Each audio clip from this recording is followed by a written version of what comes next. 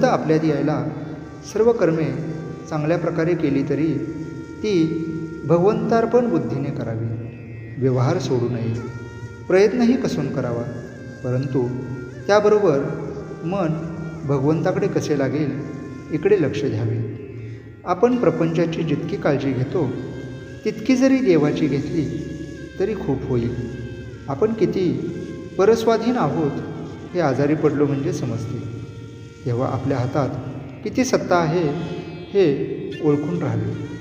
काळजी न करता देखील प्रयत्न होणार नाही असे नाही, उलट प्रयत्न दुप्पट करावेत. पण जे फळ येईल ते भगवंताच्या इच्छेने आले या भावनेने समाधान मानायला पहिल्यांदा आपण शिकावे. आपण स्वतःबद्दल काळजी करतो याचे कारण असे की आपण आपल्यापेक्षा जास्त दुःखी असलेल्या माणसाकडे पाहत नाही. एक म्हणतो की मला लोकांच्या देण्याची काळजी आहे, दुसरा म्हणतो की मला लोकांकडून माझे येण्याची काळजी आहे, तर तिसरा म्हणतो की मला माझ्या मुलाबाळांची काळजी आहे.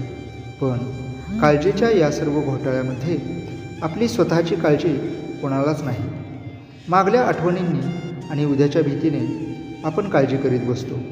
ही काळजी आपल्याला भगवंतापासून दूर करते. उद्याच्या काळजीने आजची भाकरी आपल्याला गोड लागत नाही. याला काय करावे? यावर रामबाण उपाय असा एकच उपाय आहे, तो म्हणजे आजपासून काळजी करण्याचे अजिबात सोडून देऊन तेवढा वेळ भगवंताच्या नामस्मरणात घालवणे. श्री महाराज म्हणतात, एका माणसाने माझ्यापाशी तक्रार केली की काय करावे, हा माझा मुलगा कशाचीच काळजी करीत नाही, नुसता हसत खेळत दिवस घालवतो, पुढे याचे कसे व्हायचे? मी म्हटले, तुमचे म्हणणे वरवर खरे दिसते, पण वास्तविक पाहता ते खरे नाही. तुम्ही आजपर्यंत इतकी काळजी करून काय मिळवले? शारीरिक आणि मानसिक त्रास भोगला आणि भगवंताला विसरला, इतकेच ना? मग तेच तुमच्या मुलाला का शिकविता? त्याने आपले कर्तव्य जरूर करावे आणि आनंदात राहावे, पण काळजी करू नये असेच मी त्याला सांगेन. तुम्ही प्रपंचाची काळजी करता तोपर्यंत देवाची सेवा करता असे कसे म्हणावे?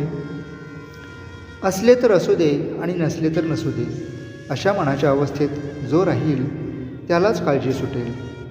आजचे बोधवचन, ज्याने भगवंत आपलासा करून घेतला त्याला काळजी नाही. जय जय श्रीराम.